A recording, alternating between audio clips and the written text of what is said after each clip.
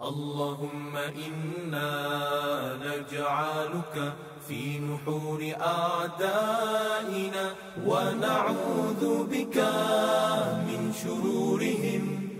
اللهم بدد شملهم وفرق جمعهم وشتت كلماتهم وزلزل أقدامهم وسلط عليهم كلبا من كلابك يا قهار يا جبار يا منتقم يا الله يا الله يا الله.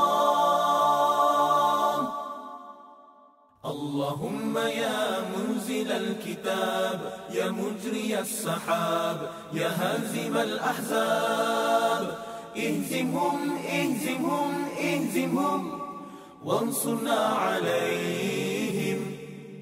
Ya Allah, kami letakkan kamu di batang leher musuh-musuh kami, dan kami berlindung denganmu dari kejahatan mereka.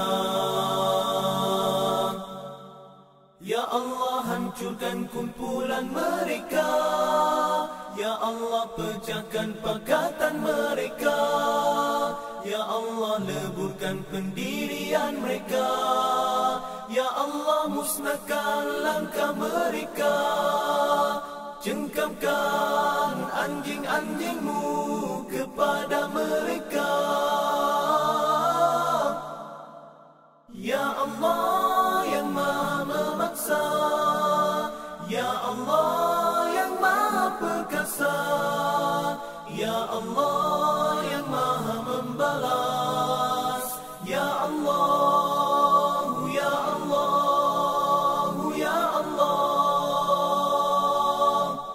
Yang turunkan kitab, yang gerakkan awan, yang tewaskan tentera azab. Kalahkan mereka, kalahkan mereka, kalahkan mereka, dan menangkanlah ke atas kami.